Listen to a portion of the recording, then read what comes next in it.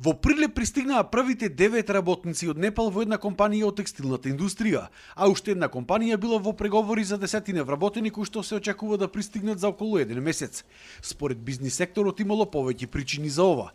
Прво, тоа што нема работна сила поради исилувањето, а и таа што ја имало била со ниска продуктивност. Во овој момент тие немаат доволно квалификувана работна сила. Дуалното образование не ги даде посакуваните резултати во овој момент и исто така образовните процеси што ги имаме во државата не се адаптирани према нивните барања или према постоечкото стопанство.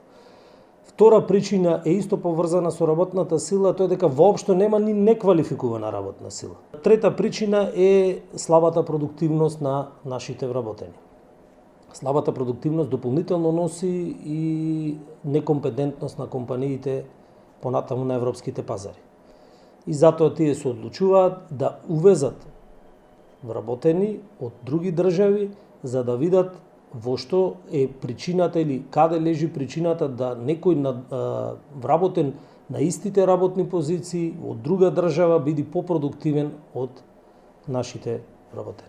Потребните документи за еден работник се донеси од странство тука чинеле од 1000 до 1500 евра во зависност од државата, а платата им се движела од 450 евра па нагоре со платено сместување. Во оној момент кога самата држава или образовниот процес понуди што поквалификувана работна сила или поспремна за да одговори на предизвиците на актуелното стопанство, во тој момент нема стопанственик кој не би сакал да работи со своите сограѓани, макар и да му се и поскапи.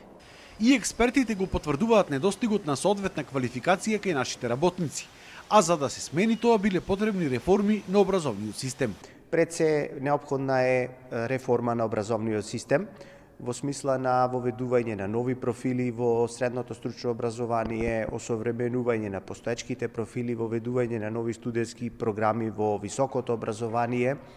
Понатака, активните мерки на пазарот на трудот се можне важни, пред се обуките кои што се однесуваат на побарувани занимања и не треба да го заборавиме неформалното образование, обуките на самите работни места во компаниите кои што исто така се можне важни за да се произведе работна сила со побаруваните вештини. Ниската продуктивност пак била последица на долгогодишниот нестратешки пристап во адаптирањето на самиот образовен систем кон потребите на пазарот на труд. Ниската продуктивност е исто така последица на долгогодишното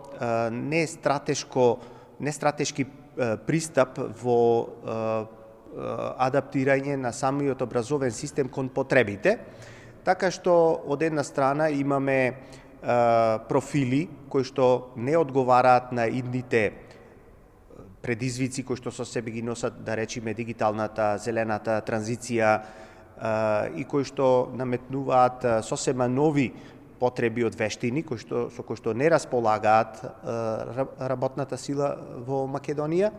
Увозот на работна сила во моментов се гледа како на важен фактор за побрзо генерирање на поголем бруто домашен производ и поголем економски раст.